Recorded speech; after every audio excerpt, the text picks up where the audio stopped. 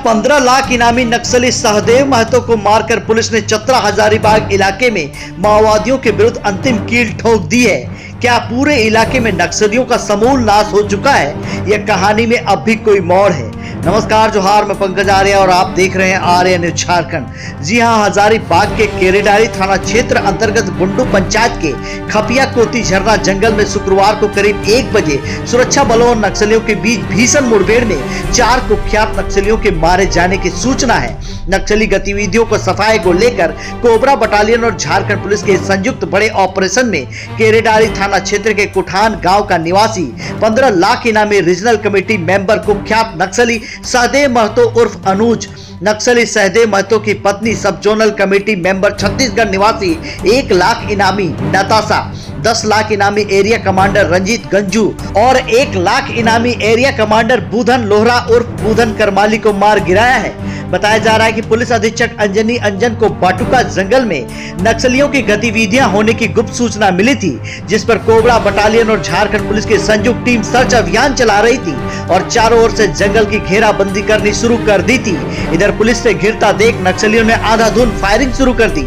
जवाबी हमले में पुलिस ने भी गोलियां चलाई, जिसमें 4 नक्सली मारे गए और कुछ घायल नक्सली फरार हो गए। हालांकि पुलिस का अभी भी सघन छापामारी अभियान चल रहा है। पुलिस ने मुठभेड़ के बाद घटनास्थल से 2 AK-47 rifle, 1 Colt AR-15, 1 INSAS rifle, बड़ी मात्रा में कारतूस, नक्सली साहित्य और दैनिक उपभोग की वस्तुएं बरामद की है। हजारीबाग चतरा इलाके में नक्सली गतिविधियों की सफाई के दिशा में पुलिस इस घटना को बड़ी सफलता के रूप में देख रही है। झारखंड से पंकज आर्य की पूरी रिपोर्ट, आर्य न्यूज झारखंड, खबर आप तक। आइए सुनते हैं मौके पर क्या कहते हैं पुलिस के वरीय अधिकारी। दिन रहा, एक अच्छी सफलता मिली है ज्वाइंट टीम के द्वारा। इसमें Jharkhand police, cobra 209, Jharkhand Jaguar की टीम शामिल थी। करीब दिन में 1 बजे के आसपास एनकाउंटर हुआ, जिसमें 4 लोग मारे गए। 4 लोग जिनको जो मारे गए उनका नाम एक सहदेव महतो करके है, regional committee member. Ranjit Ganju 10 lakh का इनामी था, सहदेव महतो 15 लाख का इनामी था, नताशा और बुधन करमाली के ऊपर 1 लाख का इनाम है। सभी के ऊपर सभी वांटेड थे। सहदेव महतो 41 केस में वांटेड था, रंजीत गंजू 9 केस में वांटेड था, नताशा 17 केस में वांटेड थी, बुधन करमाली भी 10 के कांड में वांछित था।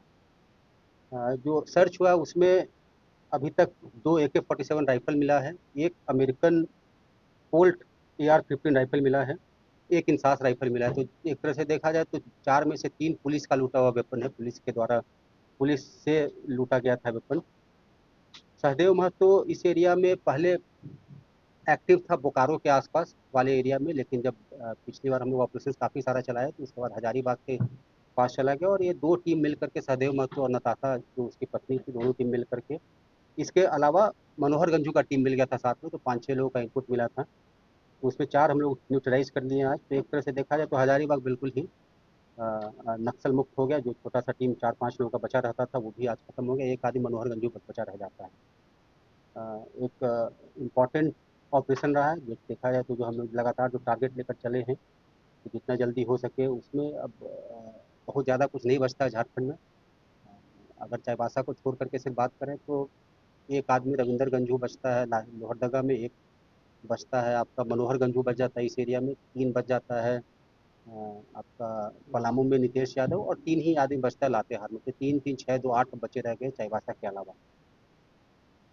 सहदेव महतो को अगर मुझे सही याद आता है तो लाइफ इम्प्रिजनमेंट भी एक केस में हो रखा है और चाईबासा जेल को ब्रेक करके ये भागा था। तो बहुत ही इंपॉर्टेंट अचीवमेंट रहा है joint team Jharkhand police, Jharkhand Jaguar और CRPF कोबरा की, विशेष करके कोबरा 209 का इम्पोर्टेंट रोल रहा है इसमें। कोबरा 209 सबसे आगे ऑपरेट कर चल के ऑपरेट की है। कोबरा 209 के कमांडेंट साहब भी यहाँ पर हैं। तो हम लोग टीम जो एक लगातार पूरे सब लोग जो आपको दिख रहे हैं, हम लोग मिल करके साथ में काम कर रहे हैं। थोड़ा जो बचा रहता है चाईबासा में उसको भी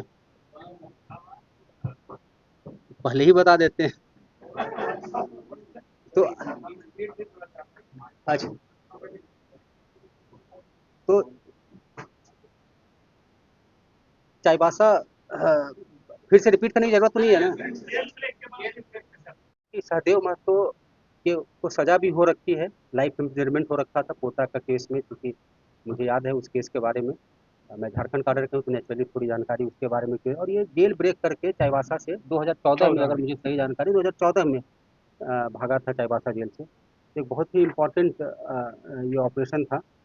इस ऑपरेशन का नाम जो हम लोगों ने कोटी नीर ऑपरेशन रखा था। कोटी नीर इसलिए रखा था कि वहाँ पर कोटी वाटरफॉल है और दूसरा साथ में एक नीरी पहाड़ है, तो बड़ा सुंदर जगह है। तो एक तरह से अब देखिए तो अब पब्लिक कोटी वाटरफॉल बड़ी आसानी से जा सकती है, नीरी पहाड़ अच्छे से घूम सकती है। अ, अभी लेकिन हम लोग के लिए चाईबासा जैसा बताया, चाईबासा में अभी भी लगातार हम लोग अभियान जारी रखे हुए हैं। कुछ रिवर्सेज भी हुए हैं और फॉर्चुनेटली सभी लोग लास्ट 2 दिन में जो घटनाएँ हुई थी सभी लोग सुरक्षित हैं, किसी को भी किसी तरह कोई लाइफ, सभी लोग स्टेबल है, किसी को कोई खतरा नहीं हुआ है। हम लोग ऑपरेशन जारी रखे हुए हैं। इसमें मेरा आप लोग के माध्यम से यही अनुरोध रहेगा कि इस लड़ाई, अब ये लड़ाई अंत हो चुका है, अब इस लड़ाई कहीं बचती नहीं है। आप तो 20-25 आदमी मिल करके पूरे पूरे कंट्री में खत्म हो गया, करीब करीब खत्म हो गया है। 1-2 आदमी इधर, 1-2 आदमी इधर, इस तरह से करके कोई आंदोलन नहीं हो सकता है। जरूरी है कि आप सरेंडर करें और विकास में बाधक ना बनते हुए विकास करने का प्रयास करें। एक जो डेमोक्रेटिक वे है, उस डेमोक्रेटिक वे में काम करके और अपने जो भी आपका इशू है उसको डेमोक्रेटिक तरीके से लगाएं। हथियार छोड़ दें, हथियार से आकर के सबके साथ सरेंडर करें। झारखंड पुलिस की जो आत्मसमर्पण की नीति है, पुनर्वास नीति है, वो बहुत अच्छी है। लगातार करीब करीब काफ़ी लोग सरेंडर किए हैं, काफ़ी लोग पुनर्वासित होकर के अपना नॉर्मली अपनी लाइफ अपने घर परिवार के साथ रह रहे हैं। तो मेरा बाकी यही है कि आप लोग के माध्यम से कि अब इस लड़ाई में कुछ है नहीं, आपका जो भी डिमांड है, जो भी बात है, जैसे भी हम लोग सब लोग का नंबर है, हम लोग से बात करें, इनफॉर्मली बात करके आए, सरेंडर करके एक नई जिंदगी, नई दिशा, जो झारखंड की आत्मसमर्पण पुलिस की नीति में भी हम लोग नई दिशा बोलते हैं, तो नई दिशा पकड़े। क्योंकि अल्टीमेटली इसमें होना यही है कि आज नहीं तो संघर्ष करते करते एक दिन जा करके मारे जाएंगे। चाईबासा में भी अभी आपको याद होगा कि जनवरी में ना, 22 जनवरी को 17 नक्सली पूरा एक सेंट्रल कमेटी मेंबर मारा गया था।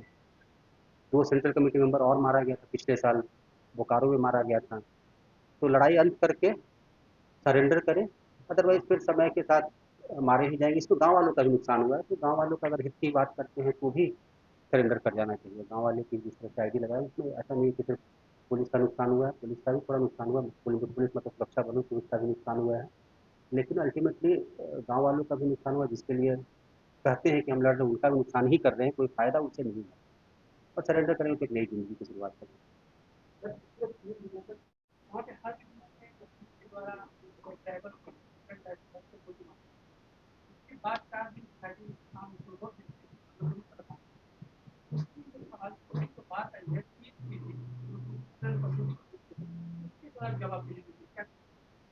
अब देखेंगे तो जो हमारा जानकारी के अनुसार टीएसपी में एक ही आदमी बचा हुआ है और जो प्रमुख थे वो भी बचा हुआ है, 2 आदमी है, उसके अलावा कोई नहीं है। कोई ऑर्गेनाइज्ड वे में हथियार लेके कहीं पर भी किसी तरह का मूवमेंट है ही नहीं।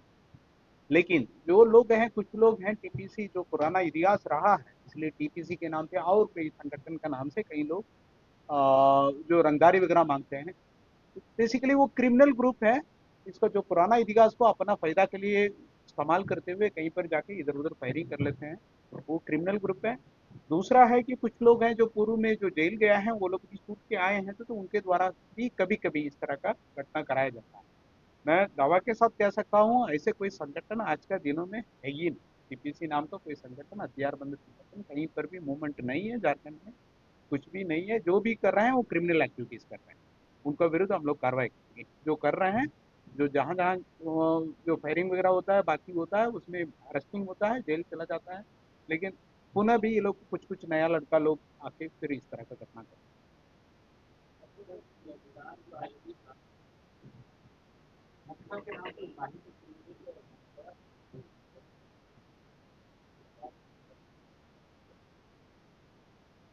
देखिए, जैसा मैंने पहले बताया कि कोई भी अभियान जो होता है जब सक्सेस मिल जाता है तो लगता है बड़ा आसान है, लेकिन हर अभियान मुश्किल होता है। आज भी अगर आप हथियार का रिकवरी देखिएगा तो हथियार का रिकवरी जैसे AK-47 2 है, एक इंसास है, एक कोल्ट AR-15 राइफल है, अमेरिकन राइफल है।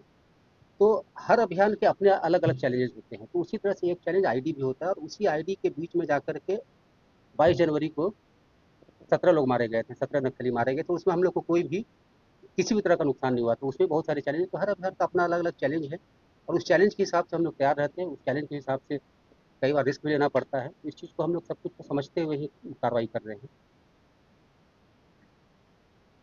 परसों काफ़ी हेवी फायरिंग हुई थी। हम लोग 3 दिन से जो एरिया हम लोग घेर के रखे हुए थे, हम लोग उस एरिया को पूरी तरह से सर्च किए, काफ़ी सारा सामान वगैरह मिला है वहाँ पे और अभियान हम लोग लगातार जारी रखेंगे। आज और कल कोई वैसी मुठभेड़ नहीं हुई है। आज फायरिंग कुछ नहीं हुआ। हम लोग हालाँकि इस एरिया में लगातार बल रुका हुआ है, सारे एरिया को सर्च कर रहे हैं, लेकिन आज और कल कोई फायरिंग नहीं हुई है।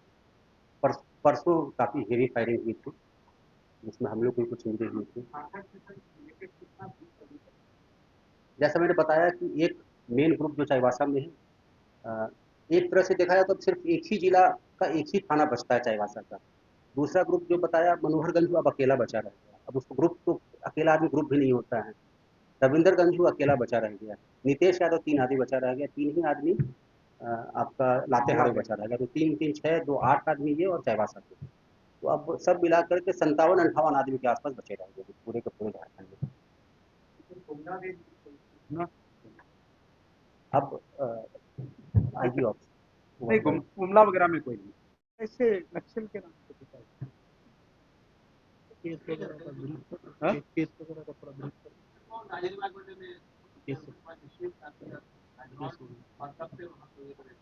एक्चुअली आप देखेंगे तो हम लोग का जो मेनली 2 सीसी मेंबर जो जुमरा लुबू कार्ड में थे, वो लोग का ग्रुप एक साथ था। वो दोनों न्यूट्रलाइज हो गए थे जो लास्ट ईयर का था। एक तो न्यूट्रलाइज हो गए थे आपका अप्रैल में न्यूट्रलाइज हो गए थे जो विवेक है। उसके बाद सितंबर में हो गए थे वो सहदेव सोरेन। बाकी उसके साथ कई लोग थे वो जो भी मारा गए थे। उसके बाद ये सहदेव सोरेन अकेले बच गया था उनको वाइफ के साथ। ये दोनों अकेले मूवमेंट करके आ गए थे हजारीबाग सेक्टर में। उसी के पश्चात बेसिकली मान के चले कि लास्ट मई जून के आसपास ये मूवमेंट होके हजारीबाग आ गए थे। हम लोग एक प्रयास रखते हैं कि सरेंडर कर जाएं, लेकिन उनका ये मानना है कि ये जो आप जानते हैं कि हजारीबाग और चतरा का एरिया है बहुत लेवी के लिए फर्टाइल एरिया माना जाता है। तो उनका ये था कि बेसिकली इंटेंशन ये हम लोग का जो समझ में आ रहा है कि जितना पैसा कमा सकते हैं उतना पैसा कमा लें, इसलिए वो इधर आए। लगातार कहीं ना कहीं जो एक्सटॉर्शन कॉल्स वगैरह पैसा का जो वो मांग कर रहे थे, कुछ कुछ घटना को भी अंजाम दिए थे, जो गाड़ी वगैरह जला दिए थे। उसके साथ ये फिर मनोहरगंज जो खतरा एरिया में थे उनके साथ मिलके दोनों एक साथ मिल गए थे, मिलके एक टीम बनाना चाह रहे थे। इसमें जो 4 आदमी मारा गया है इसमें 2 हैं वो मनोहरगंज का टीम का। तो मनोहरगंज भी अभी अकेले बच गया, उनका टीम भी इसमें आ गया था तो इसमें न्यूट्रलाइज हो गया था तो अकेले बच गया। बेसिकली ये लोग का ये था कि कितना पैसा कमा सकते हैं उतना पैसा कमा लें। दूसरा है कि ऑलरेडी कन्विक्टेड था और जेल से भी भागा हुआ था। इसको सरेंडर करने में भी इसको दिक्कत हो सकती है, ये भी एक कारण है। उनका वाइफ है जो महाराष्ट्र का रहने वाली है, इधर का नहीं। जो नटाशा है महाराष्ट्र का रहने वाली नटाशा, जो महाराष्ट्र का रहने वाली है। तो उनको भी इधर तो कोई तो परिवार तो है नहीं, तो उनको भी सहारा नहीं है, इनके साथ घूम रही। बेसिकली ये लोग साथ में घूम रहे थे, अभी फिर लेवी वगैरह कलेक्शन करने के लिए ये आ गए। कुछ फोटोग्राफ हम लोग स्पॉट से ये कभी भी हो सकता है, इसमें ऐसे कोई टाइम फ्रेम नहीं कह सकते हैं। कितना जल्दी भी हो सकता है, थोड़ा सा आगे भी जा सकता है, लेकिन हमारा पूरा उम्मीद है कितना जल्दी से इसको खत्म करना है उसी प्रयास में। तो ऑपरेशन ऐसे नहीं हो सकता है कि एक पर्टिकुलर डेट में खत्म हो जाएगा करके अब कहना मुश्किल है। लेकिन जरूर ये कह सकते हैं कमजोर इतना समय सीमा के अंदर कमजोर हम लोग कराए हैं उसको, नक्सल को लगभग कमजोर कराए हैं। जो सीसी मेंबर थे और 4 थे झारखंड में, उसमें से एक पकड़ा गए थे वो मारे गए मर गए हैं, और 2 तो हम लोग मारे हैं, 3 को मारे हैं और एक एक ही बचा है। इसका मतलब है पिछला 1 साल में जो प्रोग्रेस हुआ है, सिग्निफिकेंट प्रोग्रेस हुआ है। माओवादी का जो दस्ता वगैरह है लगभग खत्म ही हो चुका है, माना जा सकते हैं कि लगभग खत्म।